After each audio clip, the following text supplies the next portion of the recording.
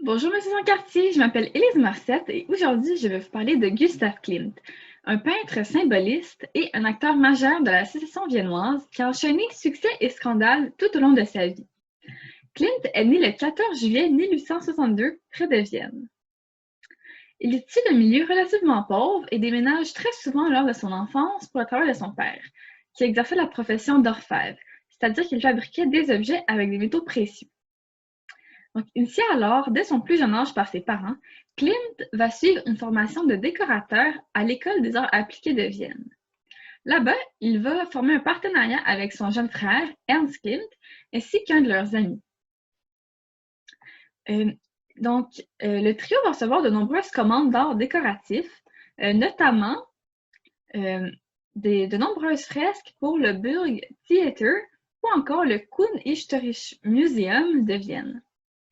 D'ailleurs, pour vous mettre dans le contexte, si le trio d'artistes décorateurs va connaître un tel succès à l'époque, c'est parce que Vienne était en pleine reconstruction à cause de l'exode rural lié à la révolution industrielle.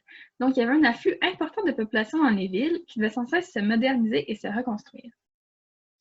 Petite parenthèse, en 1888, Klimt a d'ailleurs reçu l'Ordre d'or du mérite de l'empereur François-Joseph Ier d'Autriche pour sa participation à de nombreuses peintures murales pour le Kunsthistorisches Museum. Maintenant, je vais parler des influences artistiques de Klimt. Au début de sa carrière, Klimt suivait la mode de l'époque qui encourageait les artistes à s'inspirer des modes du passé. Donc, il va s'inspirer de l'art vénitien du 16e siècle pour sa science des couleurs, des peintres romains de la Renaissance, ainsi que des Florentins du Quattrocento pour la délicatesse des visages. Mais les inspirations artistiques de Klimt sont éclectiques et il va même s'inspirer de la Grèce archaïque pour ses poses figées, ainsi que des estampes japonaises pour les lignes sinueuses et les motifs de fleurs. Lorsque la mort frappa subitement son frère ainsi que son père, les deux Ernst, Klimt va sombrer dans une profonde période mélancolique et disons que son goût de faire de l'art ne va plus trop être au rendez-vous. Heureusement, sa rencontre avec de jeunes artistes et intellectuels partageant les mêmes idées que lui va le sortir de sa torpeur. Donc, par exemple, ici, on a l'écrivain Hermann Bahr, l'architecte Joseph Maria Ulbricht, ainsi que le peintre Max Kurzweil. Donc, il faut savoir qu'à cette époque, il y avait le mouvement artistique de l'art nouveau. Cette époque, d'ailleurs, on parle de la fin du 19e siècle. Il y avait le mouvement artistique de l'art nouveau qui se répandait un peu partout en Europe. Et ce mouvement artistique se caractérisait par l'esthétique des lignes courbes ainsi que par une grande richesse des couleurs. Klimt, à cette époque, rêvait de réaliser ce qu'il qualifiait de l'œuvre d'art totale, c'est-à-dire qu'il souhaitait faire disparaître l'espèce de dualité, ou du moins la hiérarchie, qui existait entre les arts décoratifs et les beaux-arts. Il voulait aussi rompre avec les styles artistiques du passé pour créer une nouvelle esthétique et réformer totalement la vie artistique de l'époque. D'ailleurs, il désirait aussi créer des œuvres qui feraient rayonner l'art viennois sur le plan international. Donc, c'est dans cet esprit que Klimt ainsi que 20 autres artistes vont créer la sécession viennoise, ainsi que la revue Vers Sacrum qui va leur permettre d'exprimer leurs idées. Donc, tout à l'heure, je vous parlais d'un certain architecte nommé Joseph Maria Ulbricht. Eh bien, il va créer le palais de la sécession viennoise qui va permettre aux jeunes artistes de l'époque d'exposer leurs œuvres. Et maintenant, je vais vous parler de deux magnifiques œuvres de Klimt, dont le Pallas Athéna et la frise de Beethoven. Donc, il a réalisé ces deux œuvres pour l'inauguration du palais de la sécession viennoise. Alors, premièrement, nous allons nous attarder sur le Pallas Athéna. D'ailleurs, Athéna était le symbole de la sécession viennoise. Donc, on peut y voir la déesse grecque des arts, des sciences, de la stratégie ainsi que du combat, avec sur son armure une gorgone tirant la langue, illustrant l'époque archaïque. Si on s'attarde sur l'arrière-plan de la toile, on peut y voir un combat épique entre Héraclès, représentant cette jeunesse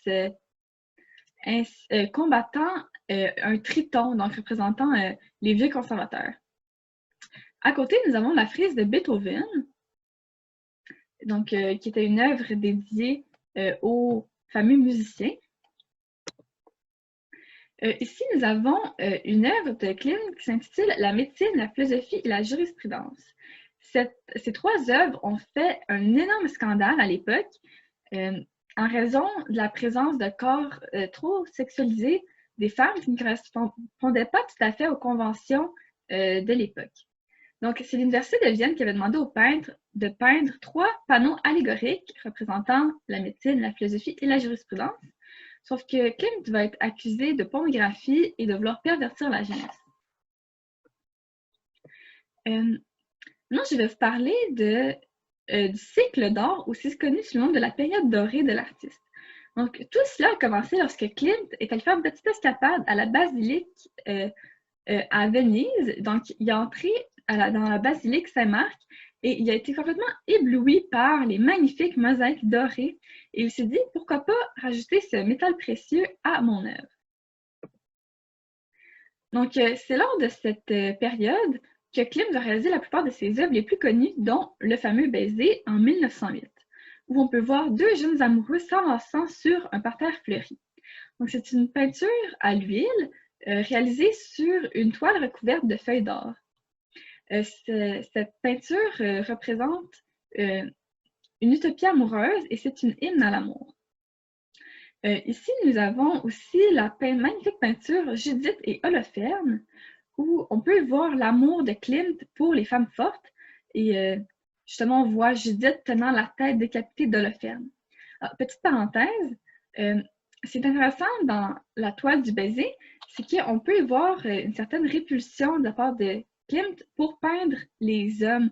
On ne voit pas le visage de l'homme, on voit seulement ses mains et l'arrière de sa tête. Donc, comme tu peux le constater, les femmes sont omniprésentes dans l'œuvre de Klimt. Ici, nous avons le portrait d'Adèle Bloch-Bauer, qui était une des nombreuses muses du peintre.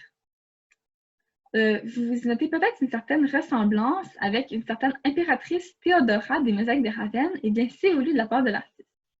Ici, nous avons le portrait d'Émilie Flog, qui était la confidente ainsi que la compagne dans la vie personnelle du peintre, qui a eu plusieurs enfants d'ailleurs. Je crois que c'est 15 ou c'est un chiffre très élevé.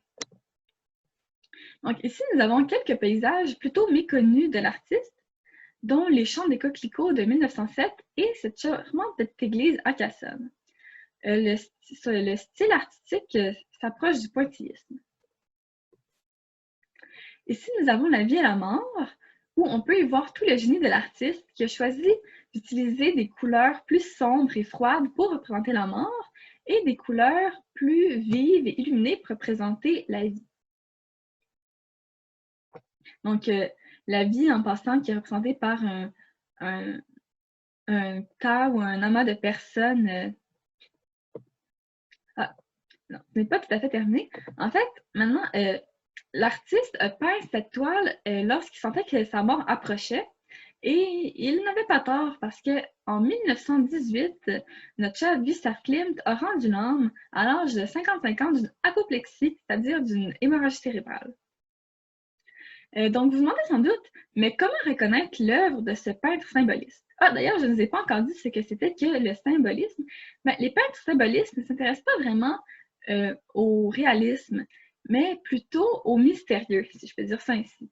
Donc, ils ne s'intéressent pas vraiment à ce que l'on peut percevoir, ils veulent aller plus loin que ça. Donc, maintenant, je vais vous demander sans doute, mais comment reconnaître le style du peintre? Eh bien, l'œuvre de Klimt se caractérise par une grande profusion de détails, une richesse des décors, ainsi que par une grande délicatesse des visages. En effet, comme vous l'avez sûrement remarqué, les parties du corps dans les œuvres de Klimt sont toujours extrêmement précises et détaillées, tandis que ce qui les entoure, comme les décors ou encore leurs vêtements, sont des éléments plutôt abstraits. Donc, c'est tout, en espérant que vous en avez appris davantage sur ce peintre assez singulier. Passez une excellente journée!